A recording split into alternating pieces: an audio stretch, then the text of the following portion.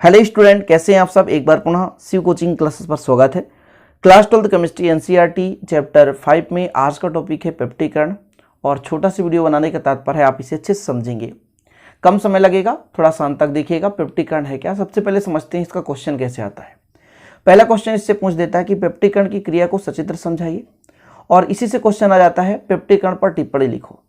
या कभी कभी क्वेश्चन पूछा जाता है कि पेप्टिकरण किसे कहते हैं, उदाहरण दीजिए। तो आपको समझना है पूरा बारीकी से, ठीक है। क्योंकि आपको पता है कि कोलाइडी तंत्र बनाने का ये क्या है, माध्यम है, विधि है। कोलाइडी तंत्र बनाने की ये क्या है, विधि है, पेप्टिकरण, ठीक है। तो शुरू कर स्टूडेंट।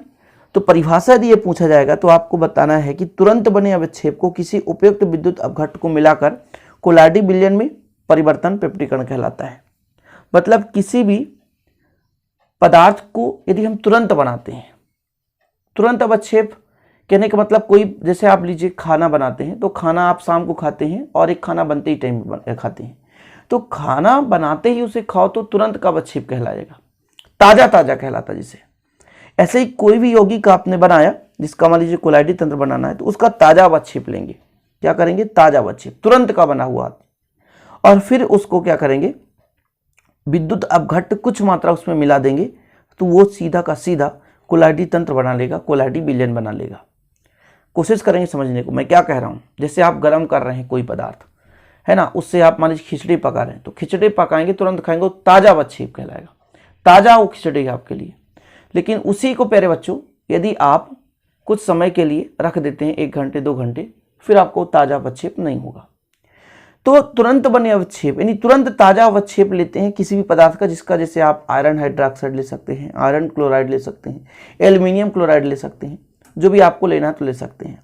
उसका ताजा अवक्षेप लेंगे, फिर उसमें उपयुक्त विद्युत अपघट्ट, जिस विद्युत अपघट्ट के साथ वो क्रियाशील हो जाए, तो फिर उस विद्युत अपघट्ट के साथ उसको हम मिलाते हैं, तो हमें कोलाइडी तंत्र प्राप्त होता है, जिसे हम क्या कहते हैं, पेप्टिकरण कहते हैं। ओके स्टूडेंट, चलिए ये क्रियाविधि समझ गए। यदि क्वेश्चन आ जाए कि इसको सचित्र समझाइए, तो पहले आपको समझाना पड़ेगा कि इस विधि में जिस पदार्थ का कोलाइडी विलयन बनाना है उसका ताजा अवक्षेप लेते हैं, वही है, थोड़ा सा इसको मॉडिफाई कर दिया गया है और थोड़ा सा डीपली।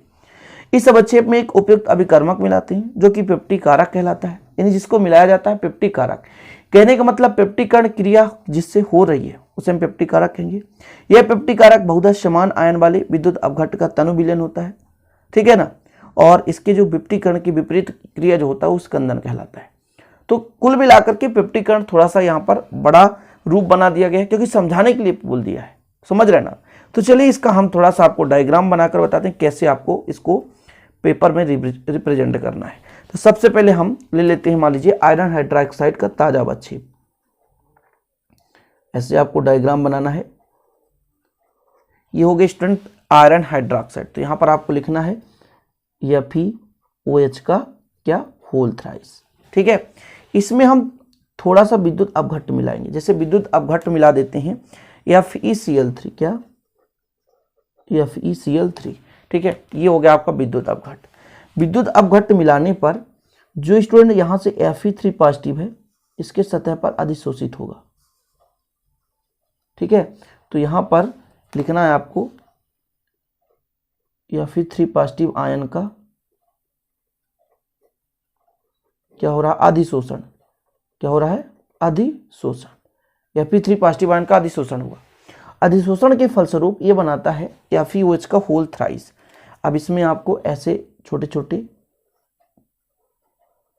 विलयन बना देना है, ये आपका, और इसके सतह पर Fe3 पॉजिटिव आयन पूरा फैला रहता है इनके सतह पर। सचित्र बोला है ना समझाने को। ये हो गया, ये कोलाइडी तंत्र बन गया, ठीक है। यहाँ पर आपको प्लस पूरा कर देना हर जगह।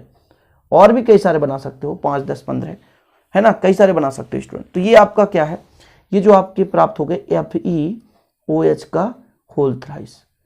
इसमें स्टूडेंट यदि हम बात करें तो कोलाइडी विलयन बन चुका है, कोलाइडी विलयन के कण है ये, ठीक है, कोलाइडी विलयन के कण। तो सचित्र समझाने को आया था स्टूडेंट, इसलिए मैं कर दिया कि यहाँ पे FeOH का होल थ्राइस यानी आयरन हाइड्रोक्साइड का आपने ताजा अवक्षेप लिया, आयरन हाइड्रोक्साइड, और इसमें आपने मिला दिया स्टूडेंट, क्या आपने मिलाया FeCl3। क्या मिलाया, FeCl3। तो यहाँ पर Fe3 पॉजिटिव जो आयन है, Fe3 पॉजिटिव, इसके संपूर्ण भाग पर एक मतलब आयन के रूप में व्यवस्थित हो जाते हैं, तो ये बन जाता है आपका कोलाडी तंत्र।